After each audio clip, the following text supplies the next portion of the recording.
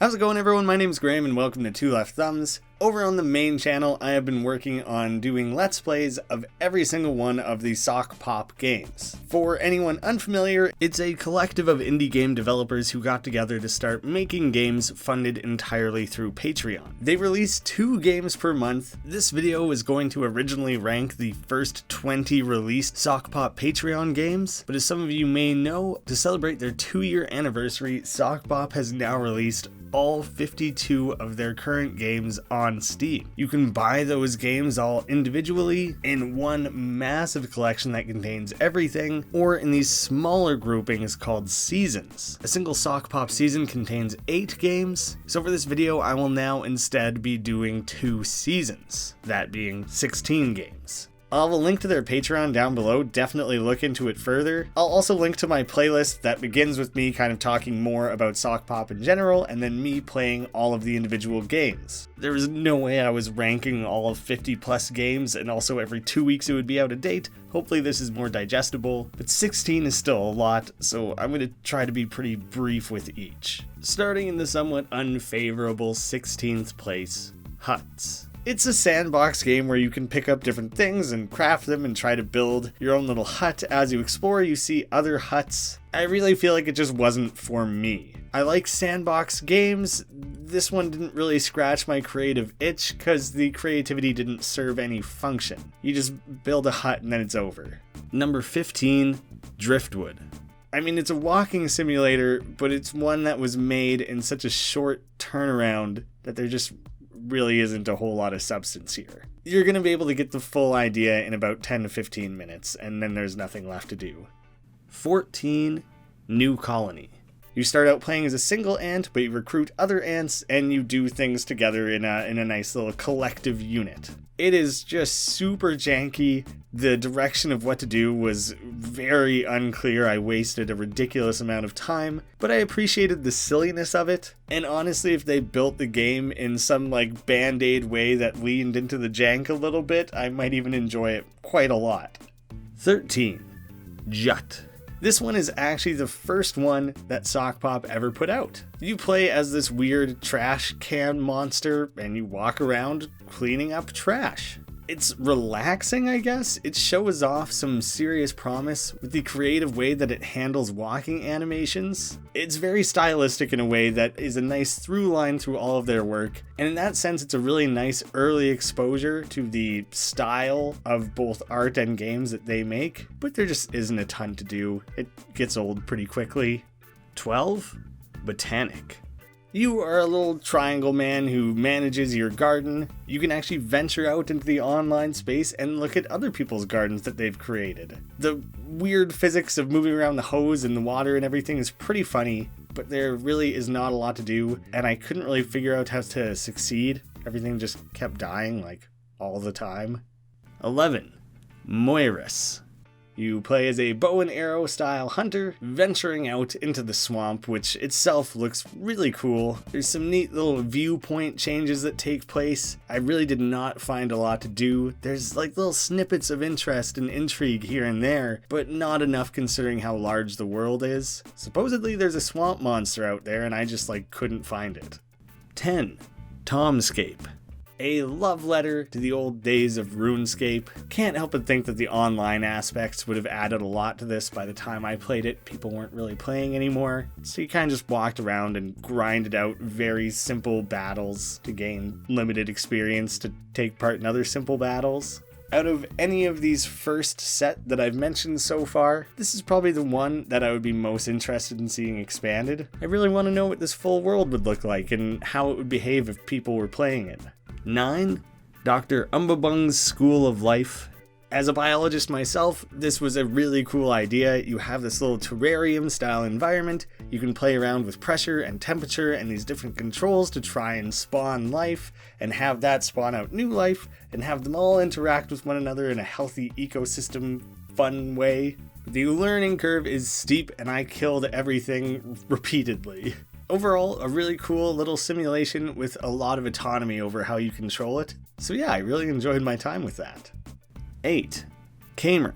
It is gorgeous. This is maybe the most artistic game of the bunch, and I mean that in the sense that it's less about a direct narrative or story or concept. It's really just kind of artsy in like a very good way. Sock Pop has other games like Driftwood that trend more into the artsy territory, but this one gave me a really strong desire to explore it further. But in the end, I ranked it in the middle here because in some small way I almost felt punished for spending as much time as I did searching around. It didn't yield as many results as I hoped it would. 7. Llama Villa. How can you go wrong with a bunch of llamas in a Sims type environment? The answer is you can't. It's very cute and silly and enjoyable, and you can put in quite a bit of time into it, but you kind of have this exponential growth where your llama's wool earns you enough money that you buy more llamas, and you have so many llamas and so much money that nothing is really a barrier anymore. So it just kind of suddenly has a hard cap. A lot of these games aren't built to be things that you're going to put a million hours into, so I'm okay with that. But aside from it being llamas, there was nothing very original. Everything played exactly like The Sims. 6. Hoko Poko.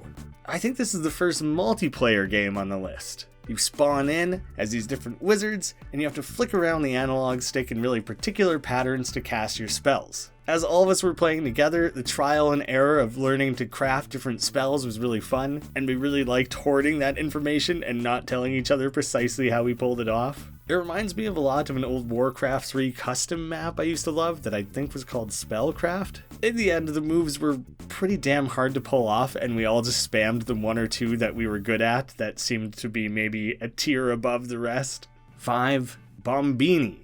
This, surprisingly, was the second game these guys put out. So they've been making really high quality games right from the beginning. You buzz around as a little bee, and similar to New Colony, you recruit other bees, and in a mini RTS style can command them to do different things. The art was wonderful, managing your other bees was super fun, the long flight back to your hive was just a super big drag. Now and again, the bee AI was pretty dumb, but I think those two things are kind of part of it. You have to really heavily manage them, and if you do it poorly, you get punished by that long trek back. I seriously really enjoyed this one and put in quite a bit of time to make sure I achieved the actual ending. 4. Zoo Packs.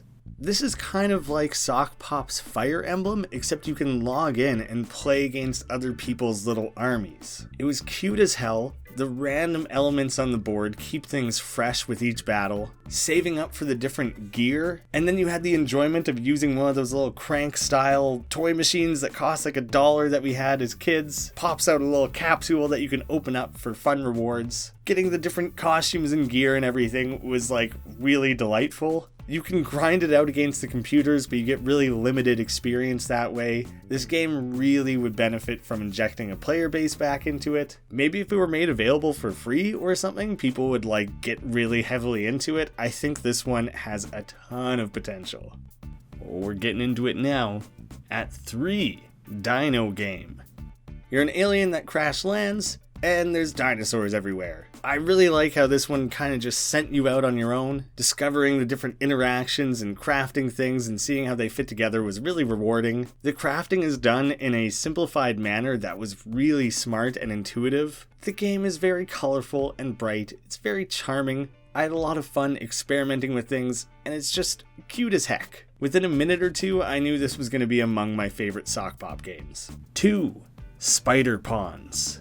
This is a bit of a dark horse. I really didn't expect to like this one very much. Its spiders are iffy, but just in general it seemed like a hard concept to execute. Both catching the prey and swinging around in your webs were awesome. You have to keep yourself energized to like properly perform at max efficiency. If your spider's starving, he's bad at hunting and bad at spinning webs. If they were to expand this one and add a few more levels of improvement for like the speed and agility of your spider, or maybe some options of more permanent progression, ways to fight back, I don't know, maybe things like spider parachutes. That is a real precedent in real life, horrifyingly. I do my best to reach the end in any Sock Pop game to give it a really fair shake, but I genuinely enjoyed my entire time with this one. And my number 1 recommendation of these first 2 seasons, King of the Sandcastle. I guess think of like Pokemon or Yu-Gi-Oh or almost any card game, but you're like fleas and lobsters and real animals. This is another one that was originally built with online functionality in mind. You level up your individual guy, go through a series of skill-based turn-based battles, which I think are done very well, and if you manage to make it to the top, King of the Hill style, you plant your flag, you remain at the top, and you are now the new target that everyone else is fighting towards to dethrone. If you manage to swat down those coming after you, you gain certain rewards for that. Seriously, if this game were to be redone tomorrow as like a free version for Steam or mobile, crossplay God willing, then this would be my new go-to pastime when I want to pick something up for 10 or 15 minutes. I could just picture it working so well in that time-killing role. Sure, you could play Candy Crush or something for 10 minutes, or you can go level up your oyster and try to kill that damn lobster you've been fighting several times per day. I really hope they consider expanding this one or revitalizing it in some way in the future.